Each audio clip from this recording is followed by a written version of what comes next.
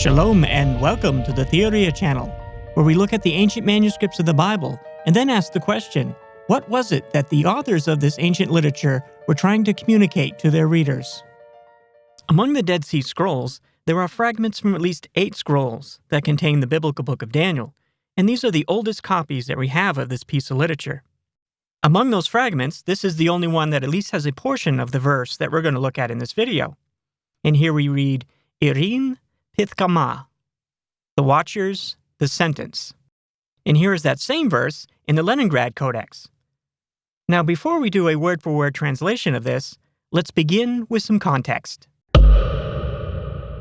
Scholars offer a wide range of dates for the authorship of the Book of Daniel, ranging somewhere between the 6th century and the middle of the 2nd century BC. For our purposes, though, it is sufficient to say that this literary work was post-exilic and was likely composed during the time that the Jewish people were ruled over by the Persian Empire. The languages and literary style of the Book of Daniel suggest a higher likelihood that it was written towards the latter end of that spectrum. The story of chapter 4 takes place during the reign of Nebuchadnezzar II, who was the ruler of the Neo-Babylonian Empire. He was the Babylonian ruler that, in the process of putting down a rebellion in his territory, destroyed the city of Jerusalem and the temple along with it in 586. Now, there's one more piece of historical context we need before we continue. That is the way the ancient Near Eastern people conceptualized the idea of a deity. In their world, the idea of a god or a pantheon of gods was tied to specific territories and people groups. So when nations went to war with each other, they conceptualized it as a battle between their respective gods. Or at least that's how it's presented in the literature that has survived from that era. Now, when a nation would conquer another, there's a few things that could happen. 2 of the most common would be that the deity of the conquered nation would be incorporated into the pantheon of the conquerors. And the other thing that could possibly happen is the conquering armies would destroy the temples of the conquered nation's deities in an attempt to abolish the worship of those gods, and thus erasing a nation as an individual political entity. And this is exactly what happened when the Babylonians subjugated the Jewish people. The Book of Daniel is foremost a theological work, written for Jews living during the time that they were ruled over by foreign nations. Jerusalem and the temple had been destroyed, and the Babylonians had taken a portion of the population into exile, the character of Daniel being one of those exiles. The 2 major theological questions that the Book of Daniel is attempting to answer are, first, what does it mean for God's people to be loyal to Him even though they are now under the dominion of a pagan nation? And second, given that all the prophets that foretold the destruction of the nation of Judah also foretold that a descendant of King David would come and restore the nation. So the question on everyone's mind would have been how long before the kingdom is restored? The answer to the second question that is offered by the Book of Daniel is that there would be a series of successive kingdoms that would rule over the Jewish people before the Messiah and that restoration would come. Now, with historical hindsight, we know these kingdoms to have been the Babylonians, the Persians, the Greeks, and then the Romans. The answer that is given for the first question is that the Jewish people can indeed be faithful to God, even though the nation and the temple have been destroyed. God had revealed Himself to the people of Israel as being like an ancient Near Eastern God in that He was their God and He was their people. And even though in the past God has indeed revealed Himself to be like an ancient Near Eastern God, insofar as He is the God of Israel, He is also not like an ancient Near Eastern deity. He is not limited to a people group or territory. So the Book of Daniel serves as a reminder that God is indeed the Creator, and His sovereignty extends over all things in heaven and earth. In fact, the name that is used for God in the Aramaic of the Book of Daniel is Ilahya, which literally translates as the Most High One, and this distinguishes Him from all other gods. And the Book of Daniel also points out that what it looks like to live a godly life while being ruled over by people who are not is the Joseph story from the Book of Genesis. Joseph remained loyal to God by acting with wisdom when he was a slave, a prisoner, and even the ruler of Egypt, second only to Pharaoh. So Daniel, like Joseph, is an exemplar of wisdom and faithfulness. And in the case of Daniel chapter 4, the passage we're looking at, just as Joseph interpreted Pharaoh's dream, Daniel interprets Nebuchadnezzar's dream. Daniel chapter 4 is a first-person story told from the perspective of Nebuchadnezzar. And this would have been significant to the readers of this story because, from their point of view, Nebuchadnezzar was not only the most powerful man in the world when he ruled the Babylonian Empire, but he was also the same guy who destroyed the temple and subjugated the nation of Judah. And chapter 4 here is set up as kind of a royal decree from Nebuchadnezzar to his subjects. So in verses 1 through 3, he introduces himself. Then in verses 4 through 18, he recounts a dream that he had. And in his dream, he saw a great tree that stretched up to heaven. And then one of God's heavenly court came down and declared that the tree was to be cut down, and the stump covered with bands of iron and brass. And in verses 19 through 27, Daniel interprets this dream. He tells Nebuchadnezzar that he is the tree, and that the heavenly court had decided that he was going to be humbled because he had thought more highly of himself than he should. And in verses 28 through 34, Nebuchadnezzar's dream comes to pass. But all these things did happen to King Nebuchadnezzar. 12 months later, he was taking a walk on the flat roof of the royal palace of Babylon. As he looked across the city, he said, "Look at this great city of Babylon. By my own mighty power, I have built this beautiful city as my royal residence to display my majestic splendor." While these words were still in his mouth, a voice called down from heaven, "O King Nebuchadnezzar, this message is for you. You are no longer the ruler of this kingdom. You will be driven from human society. You will live in the fields with wild animals, and you will eat grass like a cow. 7 periods of time will pass while you live this way, until you learn that the Most High rules over the kingdoms of the world and gives them to anyone he chooses." That same hour, the judgment was fulfilled. Nebuchadnezzar was driven from human society. He ate grass like a cow, and he was drenched with the dew of heaven. He lived this way until his hair was as long as eagle's feathers, and his nails were like birds' claws. In verses 34 through 37, Nebuchadnezzar makes some concluding remarks. "After this time had passed, I, Nebuchadnezzar, looked up to heaven. My sanity returned, and I praised and worshipped the Most High, and honored the One who lives forever. His rule is everlasting, and his kingdom is eternal. All the people of the earth are nothing compared to him. He does as he pleases, among the angels of heaven and among the people of the earth. No one can stop him or say to him, 'What do you mean by doing these things?' And when my sanity returned to me, so did my honor and glory and kingdom. My advisors and nobles sought me out, and I was restored as head of my kingdom, with even greater honor than before. Now I, Nebuchadnezzar, praise and glorify and honor the King of heaven. All his acts are just and true, and he is able to humble the proud." Returning to our manuscript, here are the first 2 clauses of verse 17. And the immediate context of this is Nebuchadnezzar initially recounting his dream. The first clause is actually 2 parallel phrases which use the exact same syntax and are completely synonymous. So this is a bit of poetic repetition here. We have the preposition by with the noun getzra, meaning a decree. And it's also in a construct relationship with the following word. So this is by decree of. And then we have irin, which is the watchers. The definite article is implied by being a proper noun in a construct chain. Now, even though this word only appears in the Bible here in Daniel 4, it's actually a common term in Second Temple Jewish literature. In the cosmology of this literature, the Watchers are a category of celestial beings. In the Book of the Watchers, which is part of what is commonly called First Enoch, Irin is an Aramaic term used for the Hebrew B'nai Elohim, found throughout the rest of the Hebrew Bible. Then we have Pitkama, a sentence. And since it has the determinative suffix, it is the sentence.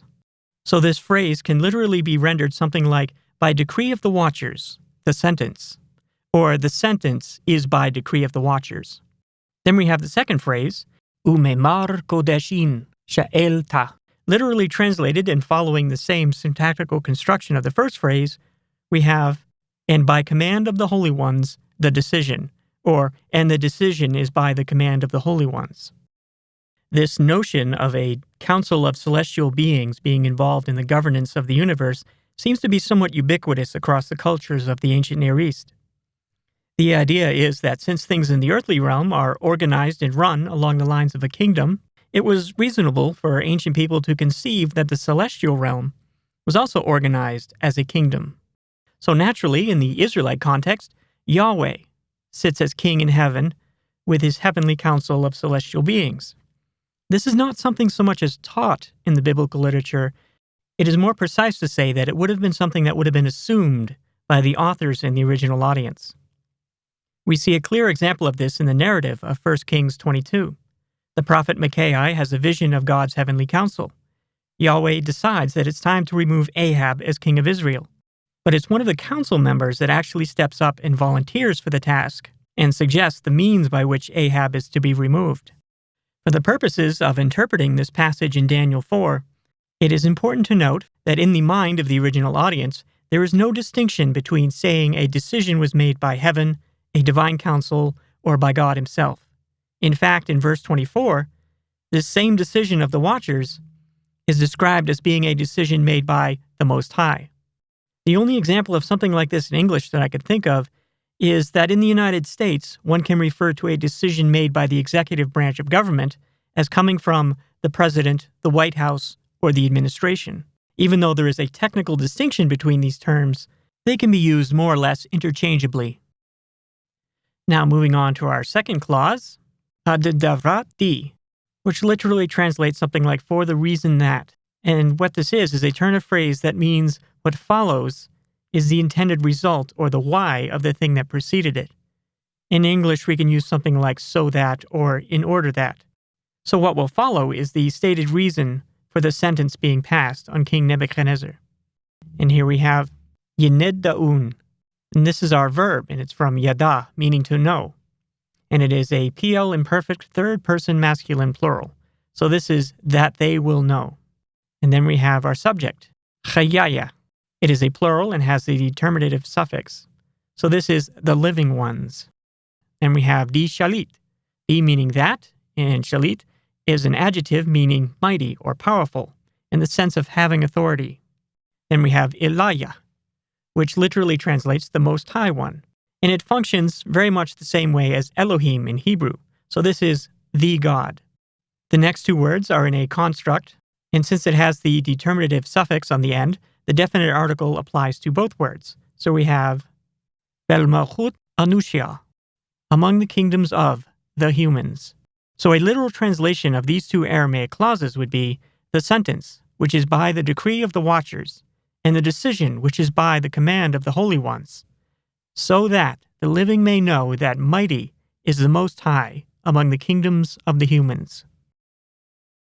Now, the reason I decided to translate these two Aramaic clauses is because we have in the second one the main point of the story, and also these two clauses help illustrate a potential difference between the original ancient audience of this literature and the present-day English reader. Someone in the present day reading this passage in English may read the part about God being sovereign over the nations and think, well, of course he is, he's God. And this may lead them to focus on the mention of the watchers, thinking, ooh, what's that about? That's strange and different. There is even the potential of making the mistake of thinking that the point of this passage is to teach us about the watchers, when in reality, the part about the watchers or holy ones is actually something that both the author and original audience would have just assumed about the world. So the original readers would have likely read the mention of the watchers here and thought, well, yes, of course. Well, who else? They likely wouldn't even have given it a second thought. And the part about God's absolute sovereignty over the nations would have been the most impactful for the original readers. And given the historical situation of the Jewish people at the time, the point about God not being like the other gods of the nations, but being sovereign over everything, would have certainly been the most relevant, given that they were being ruled over by foreign nations. Now, we can say with a great deal of confidence that this second clause is actually the main point of this story, because this point is repeated 4 times throughout this chapter. And here's how they're rendered in the English Standard Version. Here's verse 17.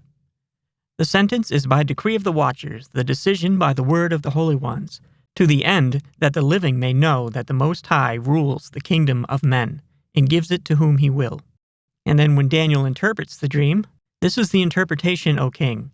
It is a decree of the Most High, which has come upon my lord the king, And you shall be driven from among men, and your dwelling shall be with the beasts of the field, and you shall be made to eat grass like an ox, and you shall be wet with the dew of heaven. And 7 periods of time shall pass over you, till you know that the Most High rules the kingdom of men, and gives it to whom he will.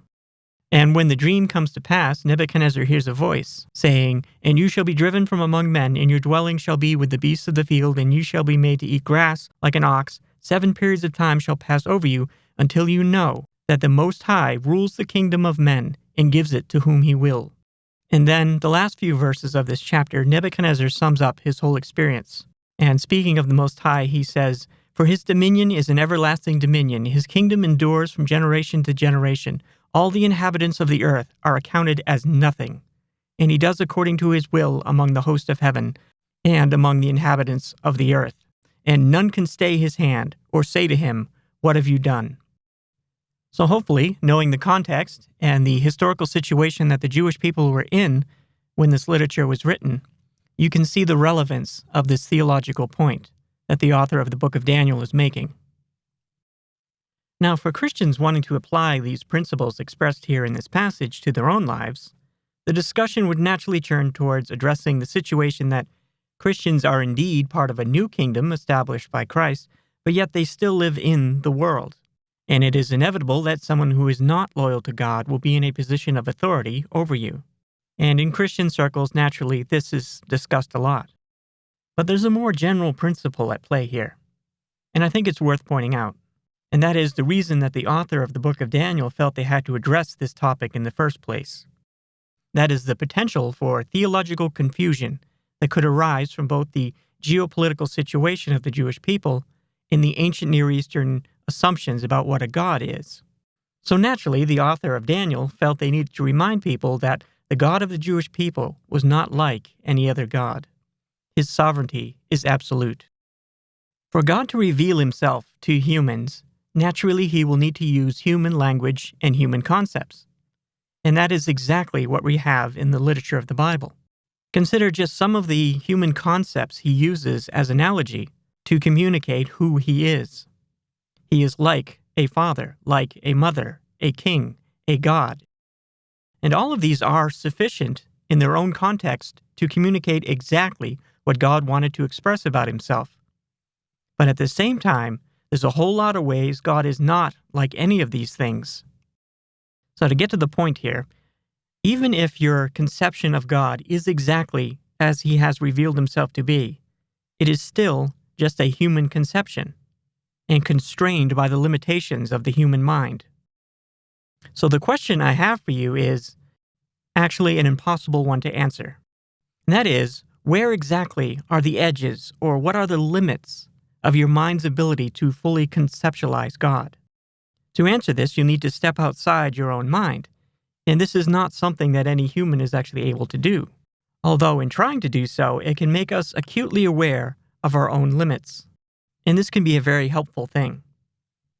So the question for your contemplation is this. Let's just go ahead and assume your theology is 100% correct. This, of course, is unlikely for any of us. Where are the limits of your mind's ability to conceptualize God?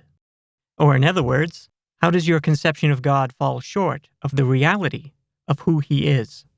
In trying to answer this question, this can help us be aware of our own limitations and hopefully give us an attitude of humility when it comes to theology. And as Nebuchadnezzar discovered in our story, a little humility can certainly do wonders for one's mental health.